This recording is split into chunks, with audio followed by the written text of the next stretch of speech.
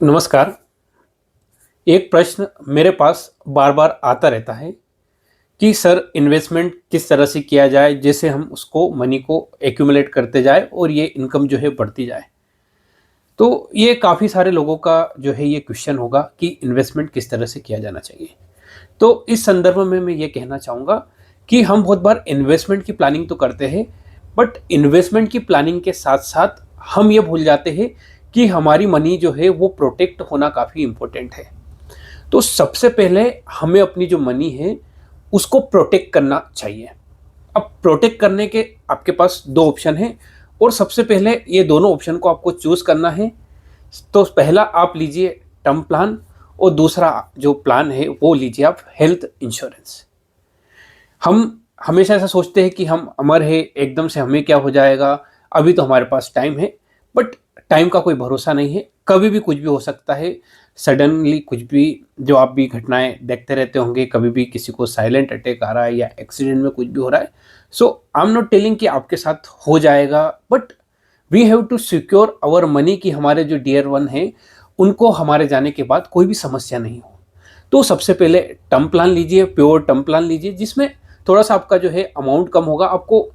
और जब भी कभी कुछ ऐसा खुदा न खास्ता कोई ऐसी चीज़ हो जाती है जीवन में, तो जो है आपको बेनिफिट जो है आपकी फैमिली मेंबर को मिल पाए।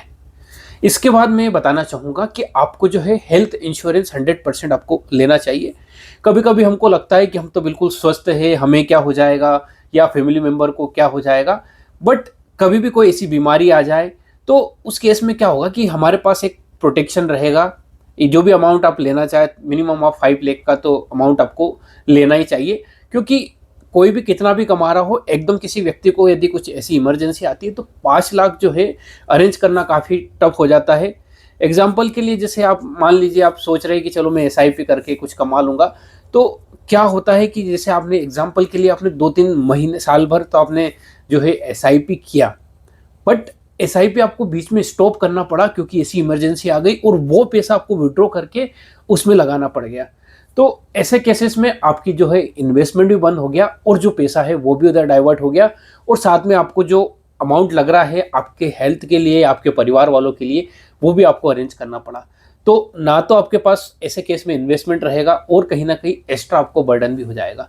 तो मेरी सभी लोगों के से यही सलाह है कि सबसे पहले हम हमारी मनी को प्रोटेक्ट करें, फिर उसके बाद जो अमाउंट बचता है वो आप चाहे तो एसआईपी से कीजिए या जो आपके इन्वेस्टर किसी एडवाइज़र से मिल लीजिए।